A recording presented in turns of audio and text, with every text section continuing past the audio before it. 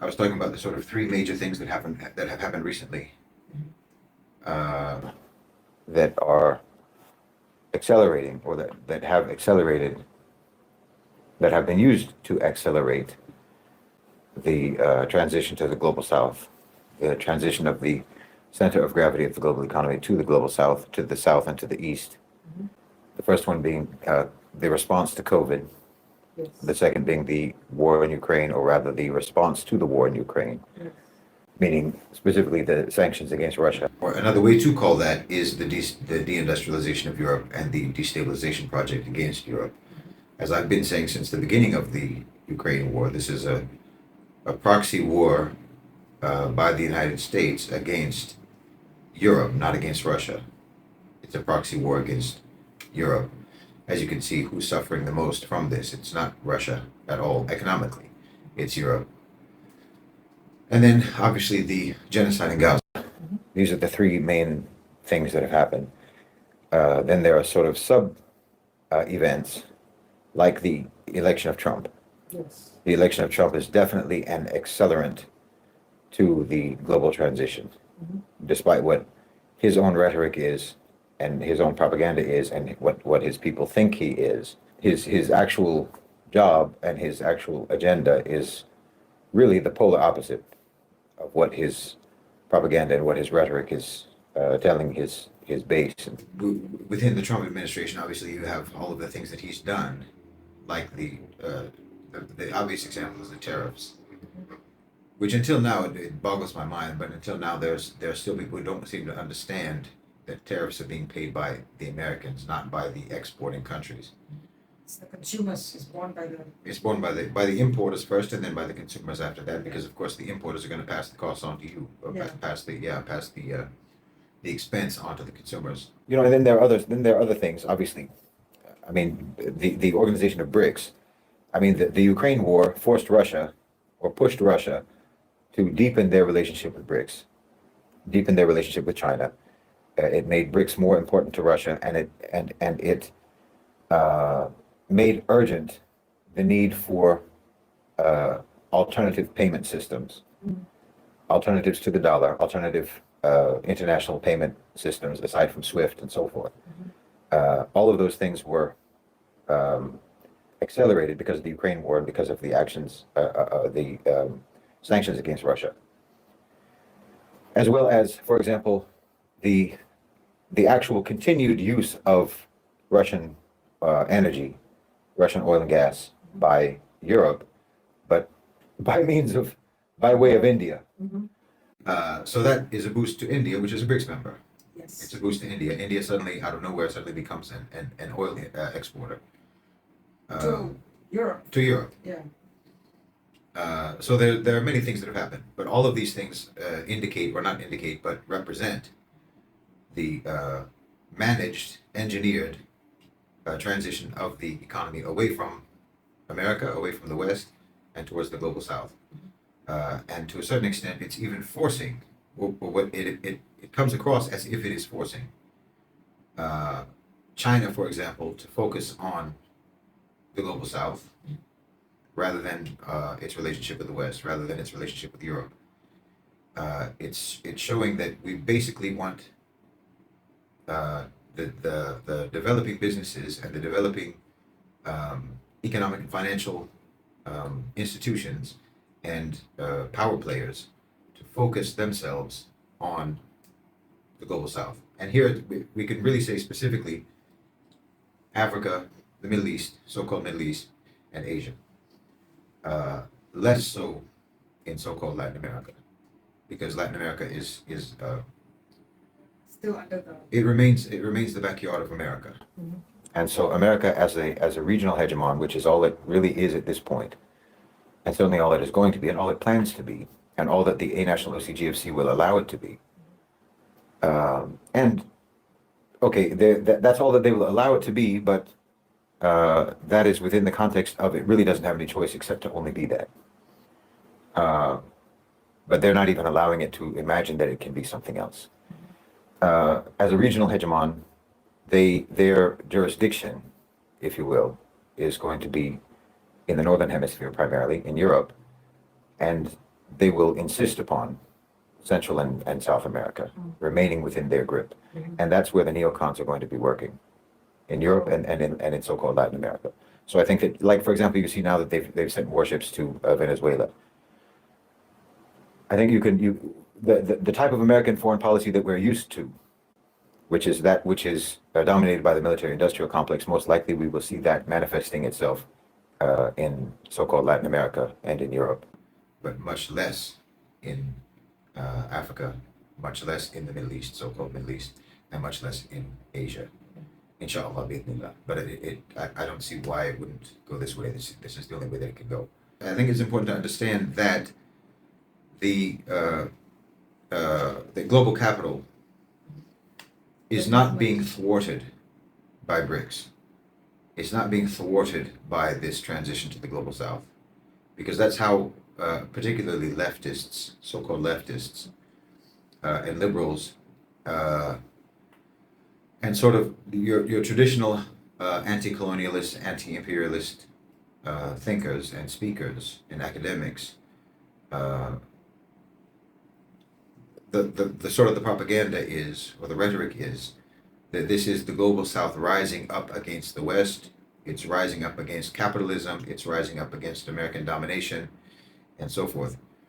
That's not actually what's happening. This is a transition that is being engineered by the A National OCGFC. It's being engineered by global capital. This is what they want to happen because they understand that this is what must happen. Alhamdulillah, this is beneficial to global south countries. This is beneficial to the formerly colonized countries. It's also dangerous. It's also risky. It's not that this is a rebellion by the global south countries.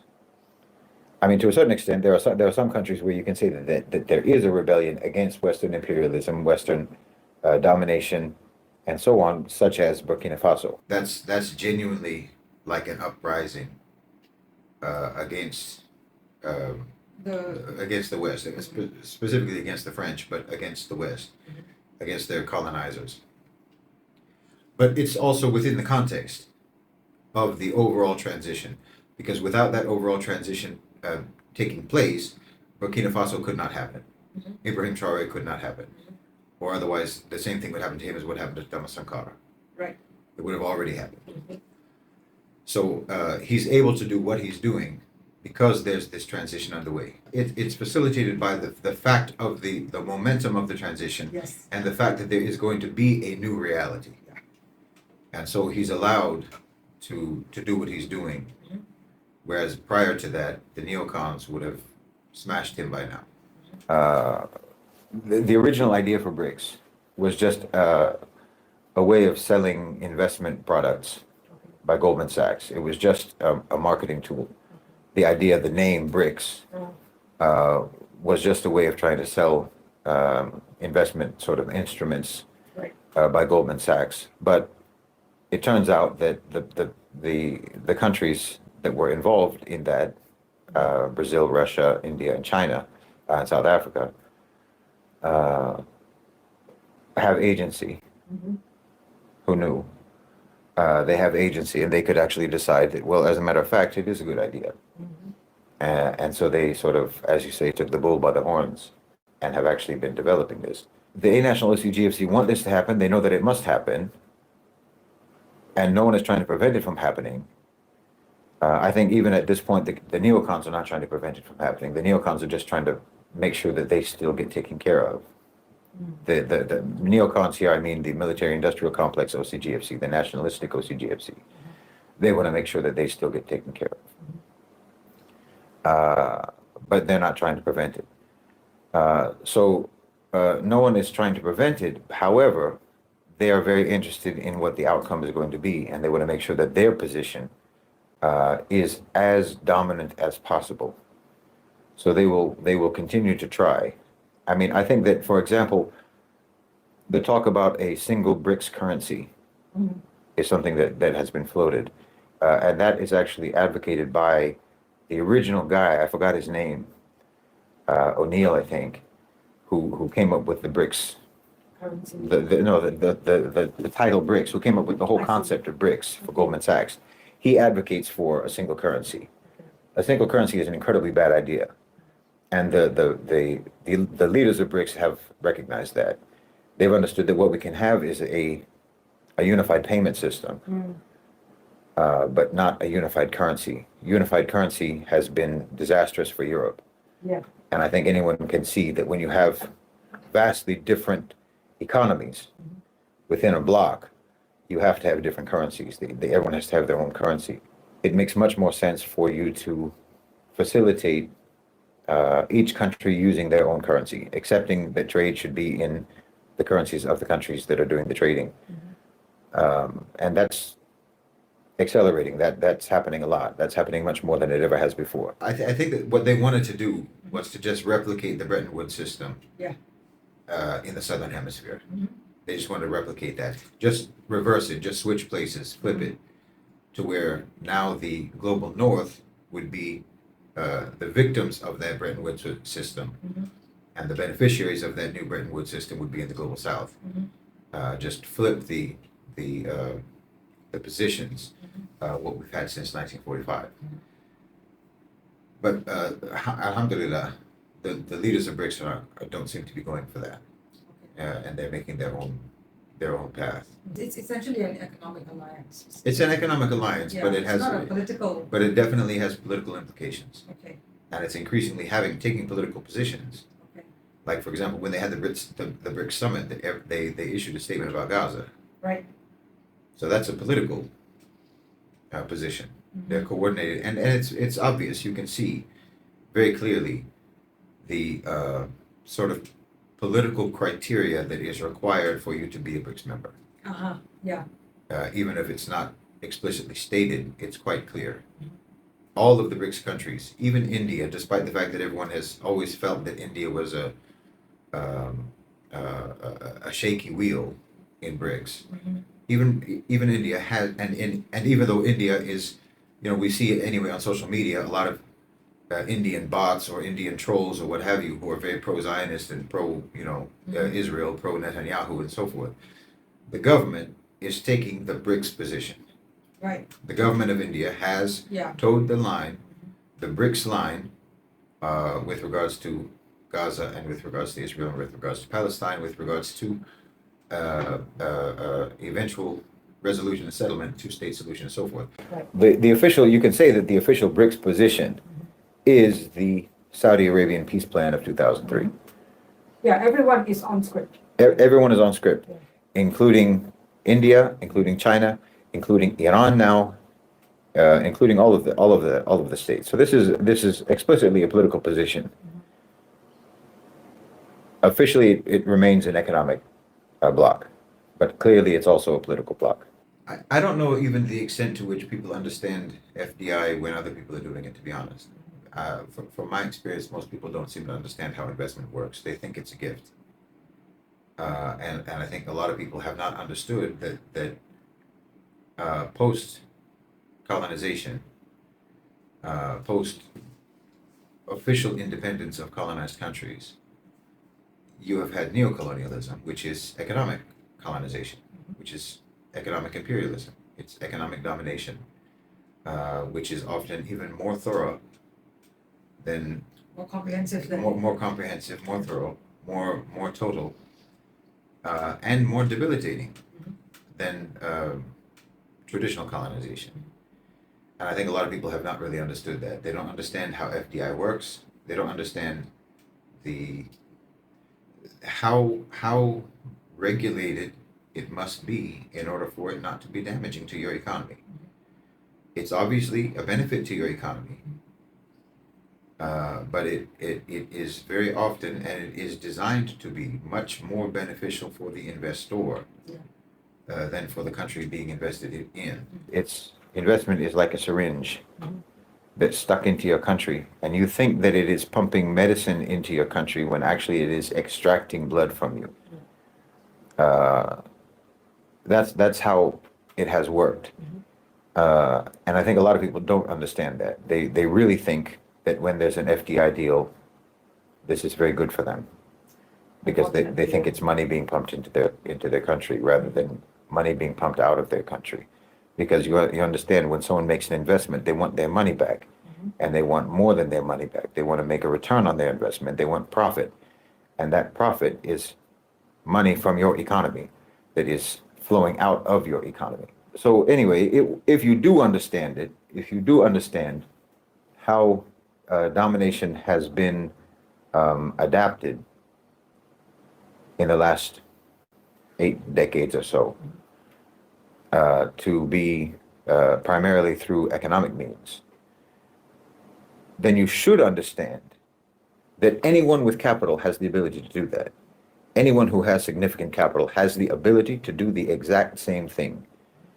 And that is what's happening. For example, when I used to write about Egypt back in the mid 2010s, during the resistance or opposition to the Sisi government, my whole focus was on the neoliberal conquest of Egypt, because that's what they were. That was the path that they were on. They took this massive IMF loan, which at that time was the biggest loan that the IMF had ever given to any so-called Middle Eastern country. And part of the terms of that loan were basically that Egypt would not have economic sovereignty. They wouldn't have any control over their economic policies for like the next 20, 30 years. That was in the contract. That was in the agreement. That, in other words, no matter which government they had, even if you toppled Sisi, your economy is still going to be controlled at that time by Christine Lagarde of the IMF, for the sake of Western multinationals and investors. So that was what I was writing about, and what I was writing against, and what I was calling for resistance against. I never really called for opposition to the government, because I didn't see that was even relevant. The government was already captured at that point. The government was already compromised. And your problem wasn't Sisi, it was the ones who were dominating Sisi. It was the external powers. And those external powers were economic. Yep. This wasn't an army. That was the plan for Egypt. That was the direction that Egypt was going to go. The only reason that Egypt has not gone that way, although they have to a certain extent, because they had to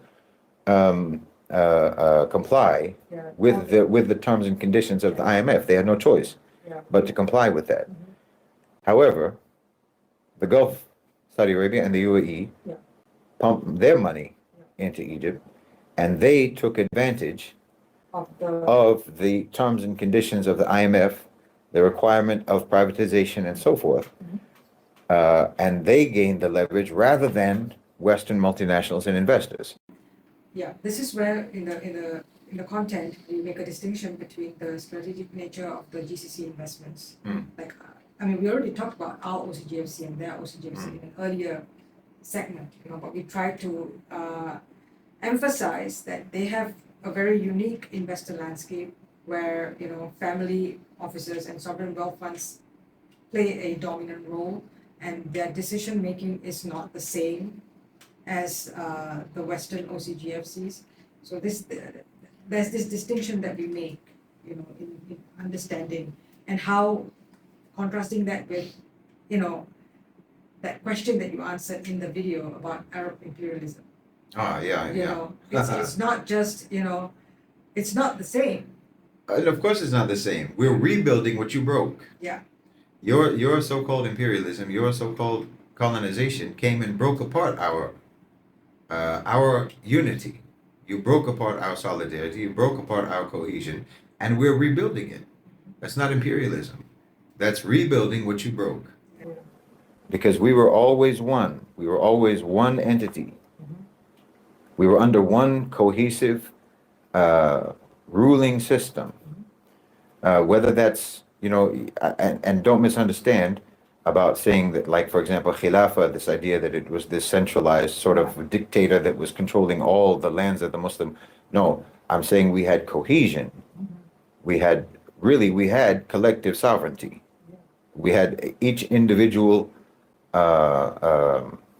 province, each individual territory had its own jurisdiction. They had their own localized authorities.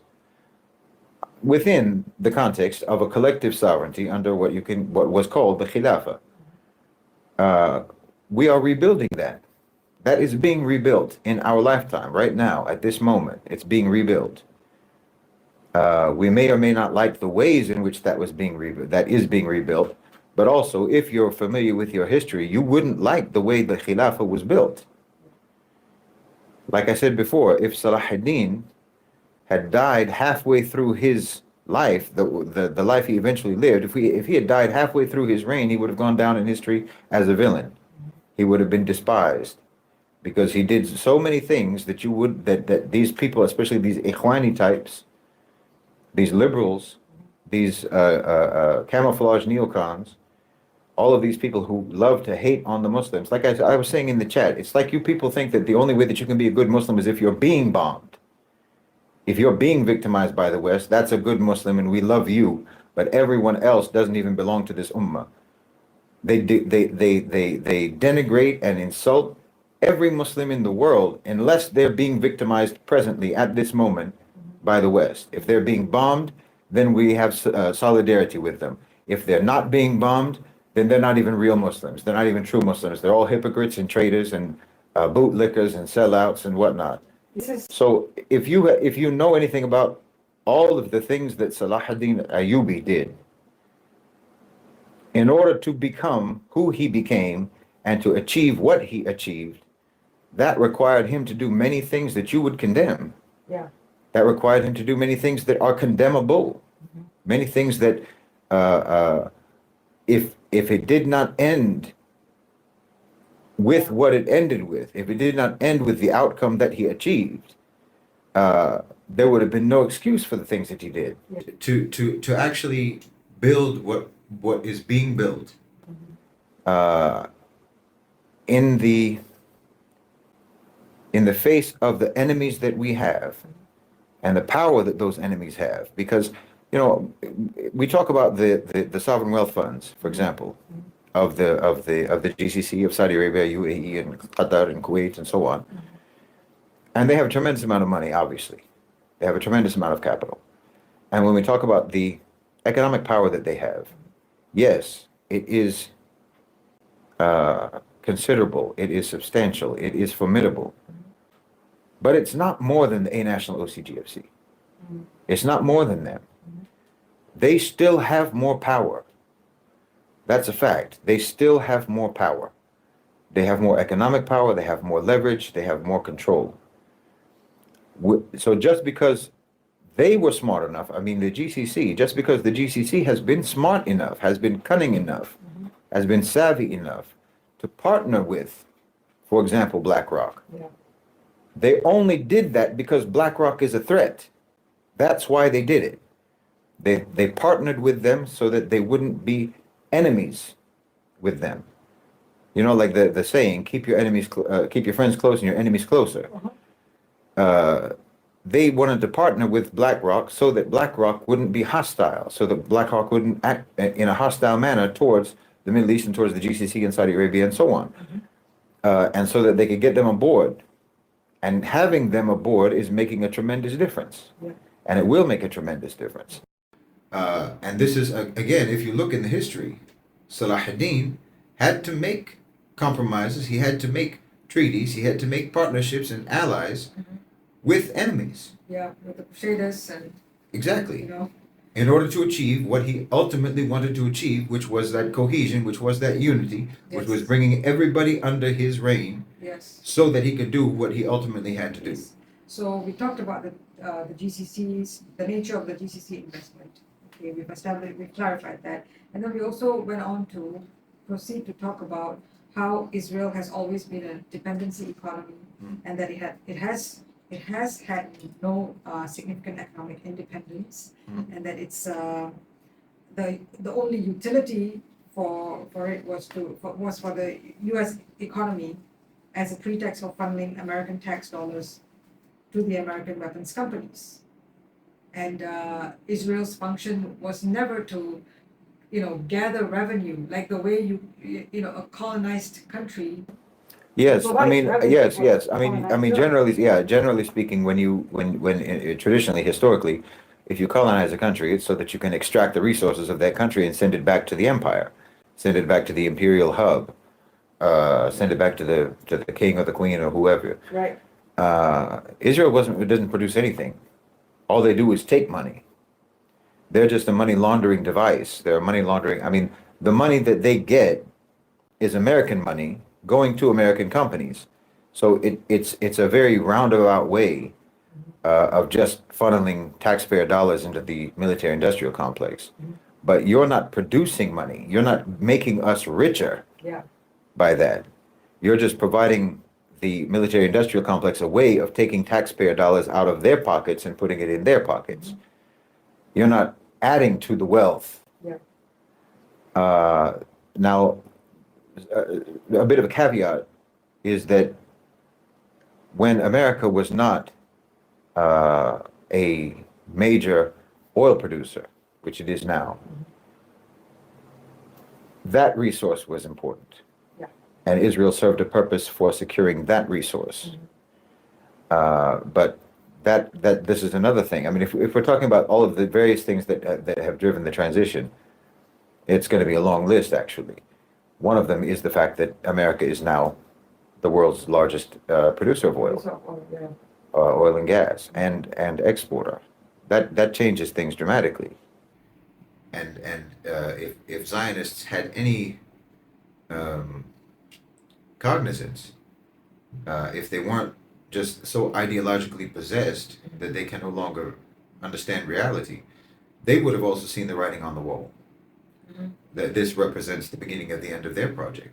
But yes, Israel has always been a dependency, clearly. Yeah. So for example, what the Gulf needs to do now, what the Gulf is doing now, and inshallah will do successfully over the next few years, is they don't even need to do to Israel what America and the West has done to our countries.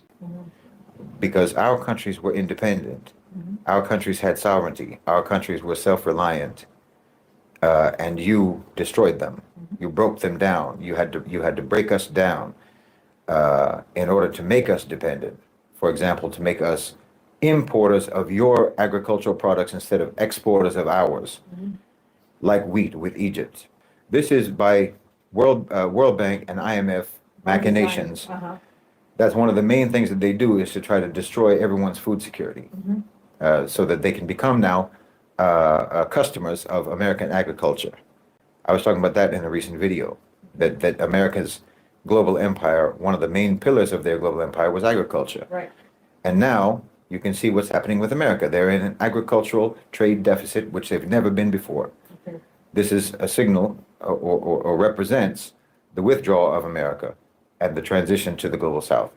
That now the global south countries are as I said in that video, they're feeding themselves and feeding each other. So they had to break us down in order to make us dependent, but Israel's already dependent. So all that has to happen is that dependency has to shift. It has to be transferred over to a new patron. And that new patron is going to be the GCC. That will eventually buy control and influence over the region. And then Israel just being, again, as it always has been, a historical minority in a Arab majority. Yeah, it will be what historical Palestine has always been. Yeah. An Arab Muslim majority with a small Jewish minority. Yeah, just that it will transform into a regional dependency and integrate into the region, reverting to what it always was and has been. And then, okay, and this is a truism, and I've said it in several videos. The way things have always been is the way they will always be. And so, if anything, if you're ever witnessing or living through a situation that is unlike what you've ever had before, what your territory, what your land, what your country, what your people have ever experienced before, that's an anomaly, and it won't last. The way things have always been is the way they always will be. That's just a fact. So, this is the situation. The only thing that has ever permanently changed the trajectory of a people, a land, a nation, is Islam. That's the only thing that has ever permanently changed to people. Alhamdulillah, is Islam. if you're on social media, it's already all over the place. How the West in general, like in concert, they are beginning to rationalize their discontinuation of the support for Israel, of their support for Israel. This has to be understood as understanding that that the charade is over, that the jig is up, that Zionism cannot continue, that Israel cannot continue, and so now they're interested in exonerating themselves. Mhm. Now they're interested in absolving themselves of everything that they have done, because all of the blame lays at their feet, all of it. That doesn't mean that blame doesn't fall upon the Israelis. Obviously it does, but not them exclusively. I mean, it would be very strange if this was the only genocide that America didn't back. What genocide have they not backed? But you want us to believe that America is against this? That America is against what Israel has done? So you want me to believe that America is against the crimes that they paid for, Mhm. that were committed with their weapons, Signed off. and largely by American citizens with dual citizenship. Yeah. You're telling me that they were against that one, but not against all the other ones that they've been for. They're trying to exonerate themselves because they know the game is over. They're not saying it because they want to prosecute anyone for crimes. They want to not be prosecuted for their crimes. Because there isn't a single crime that the Israelis have committed that wasn't an American crime. Mhm. America is the Don, is the mafia Don, and Israel is just a capo. So this is something that we need to recognize, and we cannot let them off the hook. And also, don't share this content that you see, you know. No, I'm not, I can't, for myself personally, I can't stand that. Because you're not sharing, what you're sharing is Americans trying to exonerate themselves. That's what you're sharing. Exactly. You think that you're sharing it because it's against Israel, because it's against Zionists, and because you think that means it's pro-Palestinian. Mhm. It's not pro-Palestinian, it's not pro-Muslim, it's not pro-Arab, it's not pro-Global South, it's not even anti-genocide. As Yeah. long as what its main goal is to try to exonerate the biggest criminal on the face of this earth, which is the United States of America. Mhm. That's their goal. Like a Candace Owens, a Tucker Carlson, Yes. and whoever else, these people are doing nothing but trying to absolve the country that is actually responsible for all of the crimes. Because they're just trying to put all of the blame on their culprit, on their henchman. Right. They want to exonerate the mob boss, the criminal mastermind. They want to exonerate Uncle Sam and put all of the blame and all of the guilt and the prosecution only against the henchman. Mhm. So I would never share anything like that. Please. Because yes, I agree with you, Israel is responsible, but I disagree with you that they're the only ones responsible, Yeah. because they couldn't have done a single thing. Israel would have been over. Before I was even born, Israel would have been over if it weren't for the United States of America. Yeah. So you know you don't get to exonerate yourself for what you've done. Mhm. Because you don't let them. If justice matters to you, you can't let them get away with that. Yeah. You can't let them wriggle their way off the hook because they say some words that you like. Yeah.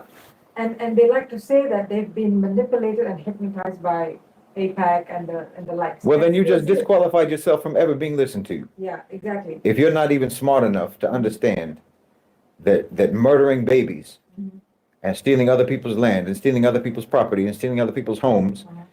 and bulldozing their trees, bulldozing their gardens, bulldozing their homes while they're in them, if you don't understand that, and if you can actually be hypnotized that that's all okay, Mhm.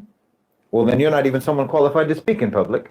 So Much less pretend that you're some kind of a public intellectual okay, and pretend that you're moral. yeah, no, You don't get to become moral now after the fact. yeah, it's just convenient. Yeah, come.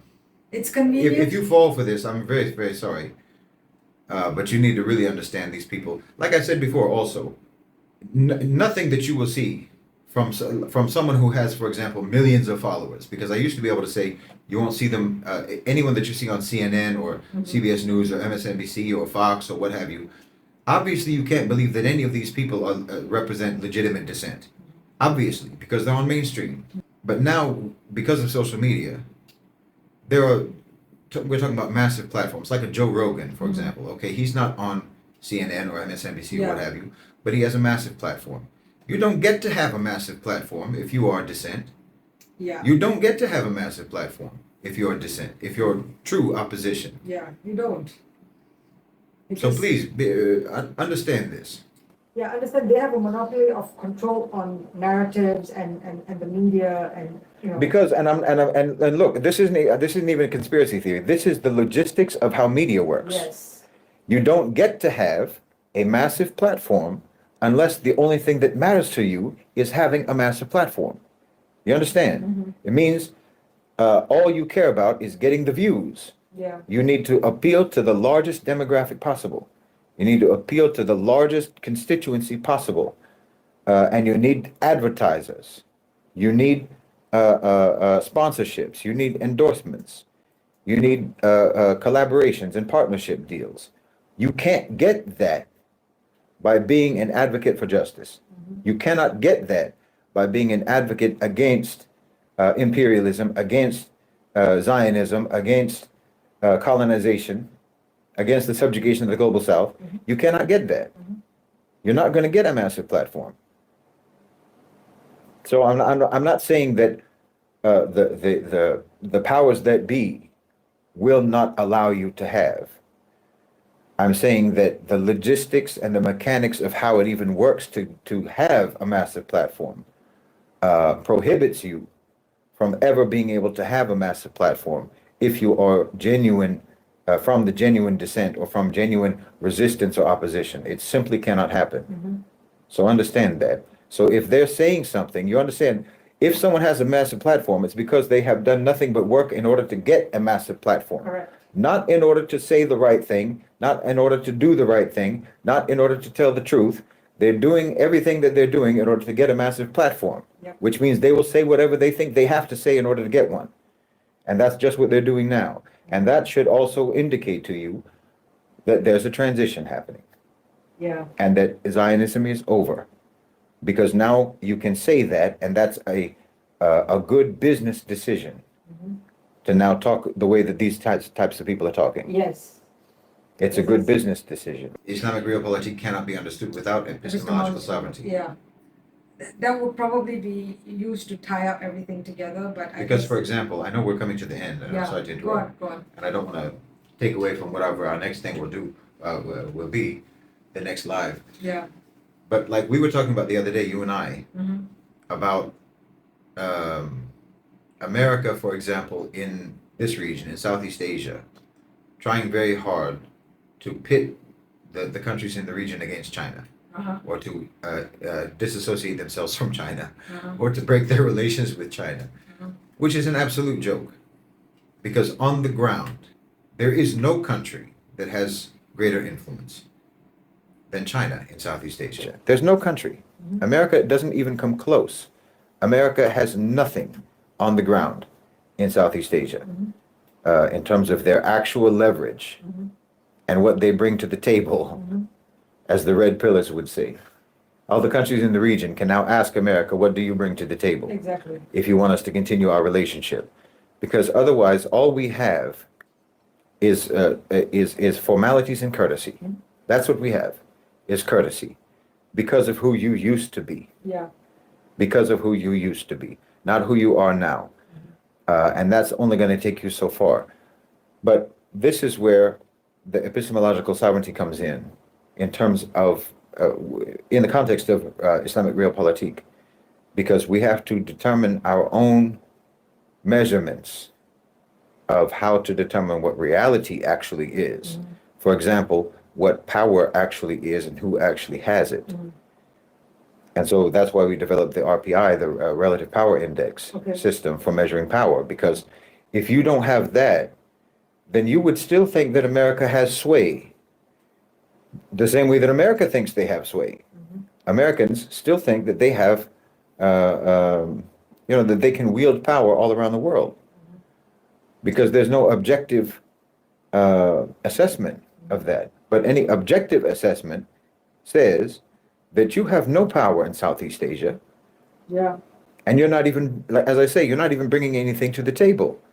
And now, alhamdulillah, the countries in this region and increasingly around the world are able to say to America, okay, put up or shut up. Yeah. You want us to do this, you want us to do that, but what will you give us? Yeah. Because it used to be the case, one was the case that they did give. Mhm. They did give. But more importantly and more often used was the threat Yeah. that if you don't do what we want you to do, we'll do thus and so. Yeah. Now they can't do that anymore. They don't have that kind of, as they say, they don't have that kind of muscle Yeah. anymore. Especially when you have China on your side.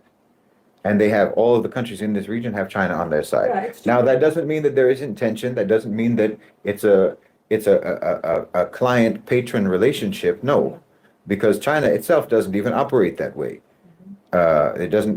This is another thing. America thinks that everyone in the world operates the way that they operate. You know, they think that China deals with other countries when they invest the same way that America and the West has dealt with other countries. They think that it must be neocolonialism because they can't imagine any other way of dealing with countries. Mhm. They can't even imagine not approaching everything from the perspective of achieving domination. Yeah. Harmony isn't in their vocabulary in terms of policy. Uh-huh. So part of Islamic realpolitik requires you to have an accurate understanding of real existing power dynamics, which means that you have to have an understanding of real existing power and who has it and who doesn't.